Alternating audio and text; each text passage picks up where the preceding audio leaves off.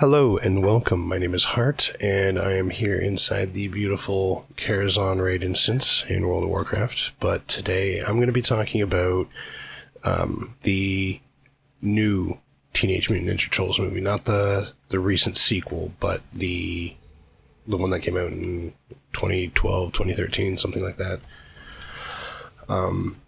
So I went into the movie not really realizing what to expect. I was kind of against it. I'm kind of notorious for being against any kind of reboots or sequels of classic movies that I absolutely enjoy, which I did. I absolutely grew up with and love the 1990 movie for the Ninja Turtles. I've already done a review on that, so you can check that out. But I was worried because I'd seen trailers, I'd seen clips from the movie, and I just didn't really like the way the CGI looked on the turtles. I very much preferred the practical effects that they used in the 1990 movie. On top of that, not really sold on Megan Fox. She actually didn't do a bad job in this movie overall, I guess.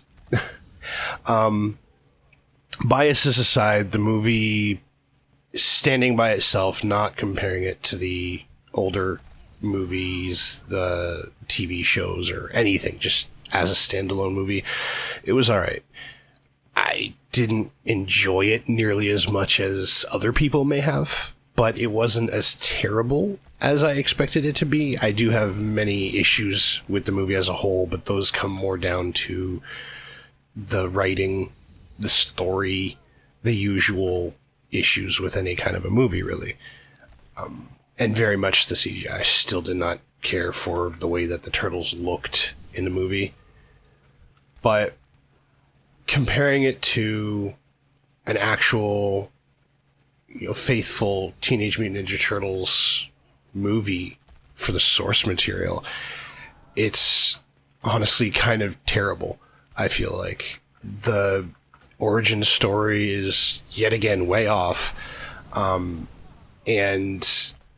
the actual plot line is the usual kind of schlock of, oh, the turtles aren't supposed to go out, but then they go out and they get in trouble, and then Splinter gets dragged into it, and it's just, it's rehashed old stuff. We've seen it.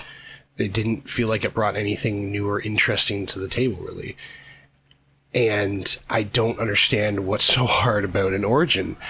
I get that we've seen the origin story before, but no movie so far that I'm aware of, and even the old cartoons, didn't do the origin story the proper justice. They would always change something to make it, I guess, more convenient for them, really. To show you what I mean, the original Ninja Turtles comics, where it all started, the origin story is actually most closely accurate to the 1990 movie. The origin story is that Hamato Yoshi had Splinter as a pet, and Splinter would watch him and mimic his movements and all that jazz, like in the 1990 movie. And Hamato Yoshi was in the Foot Clan in Japan. He fell in love with a girl. I can't remember her name offhand at the moment. But Oroku Nagi, who is Oroku Saki's older brother, was also in love with the same woman. They quarreled, and Hamato Yoshi actually kills Oroku Nagi. And he takes the girl and flees to New York because he knows that killing one of your own is forbidden, and he would have just been sentenced to death and all that jazz. So he takes Splinter, he takes the girl, he flees to America. Well, Oroku Saki pledges vengeance and all that stuff, and he ends up eventually getting stationed to the Foot over in, as it so happens, New York. And he eventually tracks down and fights with Hamato Yoshi, and I believe kills him, and Splinter escapes, and everything goes from there. You know, he finds the turtles in the sewers, in the mutated gel stuff, and they all mutate and grow up and everything. And the turtles were actually dropped by just some random child. There was no real importance there. The child like, got bumped or something on the street corner and dropped his pet turtles, and I guess he cried about it, maybe, I don't know. But the 1990 movie followed that pretty closely. The only real change is that he quarreled with Orokusaki himself, and Orokusaki killed Hamato Yoshi in the first place, and then fled and whatnot, and came over to America to do whatever he was going to do. So, in the new movie, it's just, I don't even remember all of it, but it turned, I think they all just grew up in a lab. I don't think there was anything there about Hamato Yoshi and Orokusaki in the first place, really. Not like it was in the comics or in the earlier translations. It's just kind of there. They were created in a lab, mutated in a lab, and fucking April O'Neil they were her pets. What? I just felt it was really dumb. Sorry if that comes across as a spoiler. It's kind of just plot, but it doesn't give anything away in the movie, per se, I guess. Maybe it does. I apologize. But overall, I would say, this is a really long one. Go see the movie if you're interested. It's not nearly as terrible as I thought it was going to be if you watch it with as unbiased a mind as possible.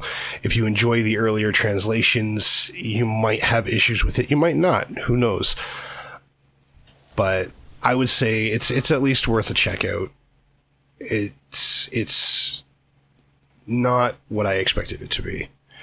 So I'm going to leave off here, get into a few more detailed spoilers, hopefully more detailed than the one that I just mentioned. But like, comment, subscribe, let me know if there's another movie you want to hear my thoughts on. And if you take off here, have a good day. You can always come back later to listen to the rest of this. So, okay, other spoilers that are much more detailed and might give shit away. The biggest one for me, really, is when you first see, well, you don't even see them technically, but when you first see anything to do with the actual turtles. April O'Neil is investigating the Foot Clan, which is doing things. They're stealing stuff as usual. And she ends up going down to these docks to follow up on a lead. Well, the Foot happened to be there, and they're stealing some more shit. And the turtles come out to stop them. Well, one of the turtles, you don't see which one, I don't know how, but one of those giant-ass shipping containers gets flung. Like, it gets moved pretty easily, it seems. So you're thinking, okay, how did they do that? There's no show of any kind of mechanism or mechanical device that was used. Like, it's not like they used a crane to move it or anything like that. It looks like they just shoved it or kicked it or something. So right there, it's kind of implying that they're really, really strong. Like, strong enough to shove one of those containers. You could seriously hurt somebody if you hit them. Now, granted, they could just be holding back for the rest of the movie. But you're going to tell me when they're fighting against Shredder at the end in his giant mechanical suit, we'll get to that they can't even dent it? The fuck is his suit made out of then? And I'm sorry, they held back on all their punches because they punched some normal-ass dudes around. And with the amount of strength it takes to move one of those containers, I'm sure they probably would have broken something somewhere on somebody several times over. I found that a really big loophole, It's just the one point where they throw in the hint at potentially like super strength, and then it's not mentioned or talked about at all in the movie. Like, not once does April go, how did you guys move that shipping container?